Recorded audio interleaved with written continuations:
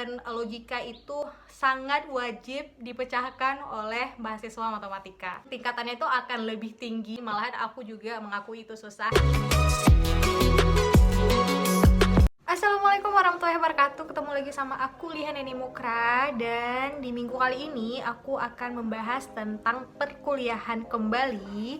Dan untuk kalian yang nonton video ini, kalian bisa nonton video aku sebelumnya tentang bagaimana caranya beradaptasi menjadi mahasiswa baru dan bagaimana caranya kalian yang masih kuliah bisa tamat dengan predikat cum laude. Dan hari ini aku akan ngejelasin lebih khusus nih tentang apa yang akan dipelajari oleh mahasiswa matematika, khususnya karena aku adalah alumni dari mahasiswa matematika FMIPA Unsia. Apa aja yang bakal dipelajari di jurusan matematika, karena pastinya jurusan matematika itu beda dengan jurusan pendidikan matematika.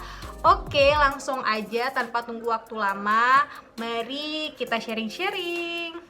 Langsung aja kita mulai untuk pertanyaan pertamanya yang banyak banget ditanyai oleh orang-orang, apa yang dipelajari di dalam jurusan matematika sendiri. Karena jurusan matematika itu beda dari jurusan pendidikan matematika. Dan yang pertama kali kalian tetap akan mempelajari tentang kalkulus, tentang mata kuliah yang masih ada hubungannya dengan fakultas dari MIPA sendiri gitu. Dan setelah itu kalian mulai mempelajari tentang penalaran, tentang pemecahan rumus atau pengembangan rumus. Jadi di matematika ini lebih ke penalaran dan logika. Jadi yang masuk matematika ini otomatis mungkin kalian memang sudah mempunyai logika yang lebih bisa untuk kalian terapkan. Dan di sini juga di matematika juga nanti ada matematika terapan yang nantinya kalian akan mempelajari tentang pengoptimalan suatu keadaan, baik itu pengoptimalan biaya, pengoptimalan suatu produk, ataupun pengoptimalan yang lainnya yang bisa kalian optimalkan di dalam suatu perusahaan ataupun dalam kehidupan sehari-hari. Nah, pertanyaan selanjutnya adalah apa sih mata kuliah atau bidang minat yang bisa kita ambil di jurusan matematika ini. Jadi aku ingin ngejelasin tentang bidang minat yang ada di fakultas aku sendiri, yaitu sekarang hanya ada dua, yaitu matematika murni dan matematika terapan. Jadi matematika murni ini kita lebih ke penalaran, lebih ke logika, gimana caranya kita memecahkan rumus dan bagaimana caranya kita mengembangkan rumus. Jadi otomatis di matematika murni ini kalian lebih banyak dengan tulisan-tulisan, dengan teori-teori yang akan kalian pecahkan. Jadi agak kurang dengan perhitungan. Dan yang kedua ada matematika terapan. Aku mengambil bidang minat matematika terapan. Ini lebih ke penalaran atau pemecahan masalah untuk mengoptimalkan suatu biaya, mengoptimalkan suatu produk, ataupun pengoptimalan dalam keadaan lainnya. Jadi ini lebih ke terjun ke dunia kerjaan langsung atau dunia sehari-hari, dimana nantinya kalian bisa mengoptimalkan suatu biaya yang lebih memudahkan suatu perusahaan untuk mendapatkan keuntungan yang lebih besar dan lain sebagainya. Jadi di sini ada sedikit penalaran juga, dan juga kalian tetap berhitung.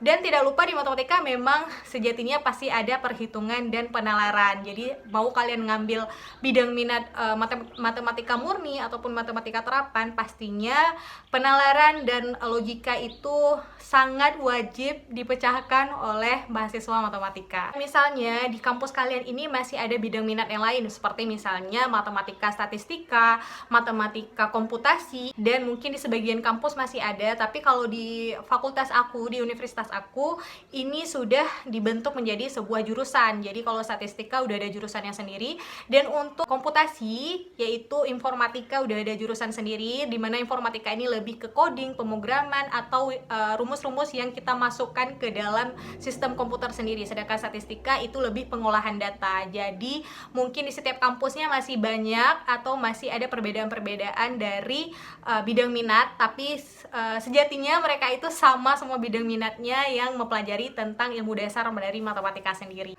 Pertanyaan selanjutnya mungkin dikhususkan untuk kalian yang mau mengambil jurusan matematika tapi masih bingung nih, khususnya untuk anak-anak SMA yang belum memasuki perkuliahan. Jadi masih banyak pertanyaan tuh, apa perbedaan dari pendidikan matematika di FKIP dan matematika di Fakultas MIPA gitu. Jadi ini tuh agak sedikit berbeda, mungkin banyak perbedaannya. Karena apa? Setauku untuk pendidikan matematika sendiri ini secara umum aku ngejelasin bahwa pendidikan matematika itu mereka lebih belajar tentang materi-materi matematika yang akan dipelajari di sekolah gitu. Jadi dari SD, SMP, SMA SMA dan cara mengajarnya. Tapi kalau di MIPA Matematika itu lebih mempelajari tentang bagaimana suatu rumus itu ada, itu dari mana rumusnya. Jadi di matematika sendiri membutuhkan penalaran yang sangat kuat.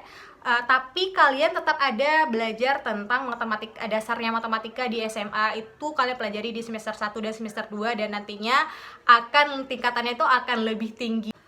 Nah, untuk pertanyaan software apa yang bakal kita gunakan di matematika, karena katanya software di matematika itu agak susah, ataupun bahkan susah sekali, malahan aku juga mengakui itu susah. Tapi tenang aja, ada beberapa software yang masih dasar-dasar juga, seperti misalnya kayak aku ngambil matematika terapan dan lebih fokus ke program linier. Jadi ya ada beberapa software yang kita gunakan karena matematika itu sangat kuat juga dengan software-software dimana kita akan mengaplikasikannya. Jadi software yang aku lebih paham itu karena sesuai dengan tugas akhir aku adalah yang pertama Lindo, yang kedua adalah QM. Itu karena software untuk pengoptimalan suatu masalah gitu. Jadi ada juga software untuk matematika murni gitu. Jadi kayak seperti misalnya MATLAB, ada Lindo juga, tadi ada QM juga, ada Maple.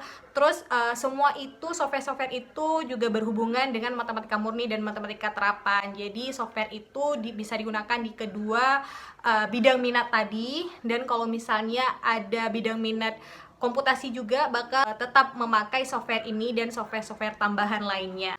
Nah, setelah aku ngejelasin tentang perbedaan matematika murni dan matematika terapan, akan lebih afdalnya kalau misalnya aku ngebahas tentang apa aja yang mata kuliah tentang bidang minat murni dan mata kuliah tentang bidang minat terapan. Tapi di sini aku sebutin mata kuliah bidang murni itu mungkin nggak banyak, karena aku ngambilnya cuman untuk mata kuliah yang wajib aja, kira-kira sampai sekitar semester 4 atau 5. Sedangkan selebihnya aku lebih banyak ngambil matematika terapan karena fokusku juga ke bidang minat terapan. Dan di sini juga ada beberapa bidang minat yang agak berhubungan dengan komputasi, dimana nantinya kita menciptakan rumus-rumus untuk kita tampilkan di suatu software gitu. Jadi langsung aja, kalau untuk matematika murni itu yang pertama ada matematika diskrit, ada aljabar group dan aljabar ring, terus ada metode numerik, ada analisis real. Ini yang aku sebutin ini adalah sepenuhnya untuk matematika murni, dan juga untuk si bidang minat matematika terapan juga mengambil mata kuliah ini karena ini adalah mata kuliah wajib yang harus kalian ambil. Jadi di sini itu pure kalian lebih memecahkan suatu teori ataupun rumus, bagaimana rumus itu berasal dan bisa kalian kembangkan juga. Dan untuk kalian si anak terapan yang mungkin udah kepikiran untuk mengambil bidang minat terapan, di sini aku sebutin beberapa, dan ini nggak semua yang aku sebutin, yang sekiranya memang nampak perbedaan antara yang murni dan yang terapan. Untuk yang terapan yang pertama ada persamaan diferensial, itu turunan. Jadi ada persamaan diferensial biasa, ada persamaan diferensial parsial, terus ada teori graf juga. Teori graf ini juga agak berhubungan dengan matematika komputasi. Terus ada stokastik, ini agak berhubungan dengan matematika statistika. Terus ada program linier atau riset operasi. Jadi yang aku sebutin ini mungkin di jurusan kalian agak berbeda namanya, karena ada kayak program linier ini sebelumnya juga di kampusku itu namanya riset operasi, sekarang udah jadi program linier, dan aku kurang tahu apakah sekarang udah berubah lagi atau enggak. Jadi di program linier ini memang identik sekali dengan matematika terapan, karena kita di program linier ini mempelajari tentang pengoptimalan suatu masalah. Terus ada multimedia, multimedia ini juga agak berhubungan dengan matematika komputasi. Terus ada fungsi kompleks, ada matematika ekonomi dan bisnis, ini juga sangat berhubungan dengan matematika terapan, dimana ini lebih berhubungan ke matematika dalam bisnis atau keuangan, yang langsung kalian terjun ke suatu perusahaan. Terus ada optimasi tak linier, ini juga agak berhubungan dengan program linier tadi gitu. Jadi ini ada beberapa mata kuliah. Jadi untuk kalian yang bingung atau yang mau bertanya-tanya, yang tadi aku sebutin mata kuliahnya itu mempelajari tentang apa sih, kalian bisa DM aku di Instagram pribadi aku, bakal aku tulis nama Instagramnya, ataupun kalian bisa komen langsung juga boleh. Jadi kita sharing-sharing apa aja yang dipelajari di mata kuliah itu. Dan tentu aja saat kalian nanti semester 1 dan 2, kalian juga masih mempelajari tentang mata kuliah yang di luar matematika, seperti misalnya fisika, biologi, kimia. Jadi kalian masih mempelajari itu, atau juga ada mata kuliah umum seperti PKN, seperti bahasa Inggris, ataupun pemrograman juga di semester 2, pemrograman dasar dan statistika dasar. Jadi tetap masih mempelajari itu. Dan juga di semester 1 2 itu kalian mempelajari kalkulus 1 dan kalkulus 2. Tapi kalau nggak salah sekarang udah namanya semester 1 pengantar kalkulus dan semester 2 kalkulus 1 gitu.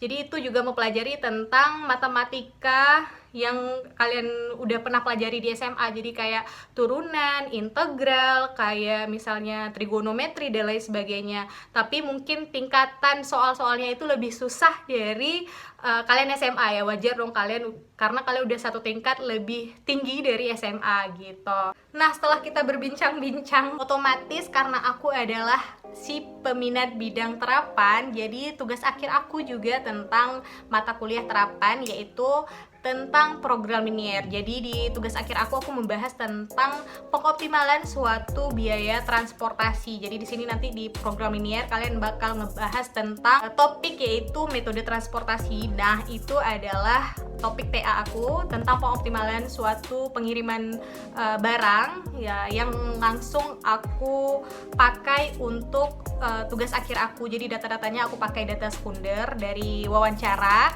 Dan nantinya untuk kalian juga yang kepo bisa sharing-sharing tentang tugas akhir aku juga, bisa langsung DM ataupun untuk komen juga boleh. Dan jangan lupa subscribe akun aku ini supaya aku tetap semangat untuk sharing-sharing pengalaman.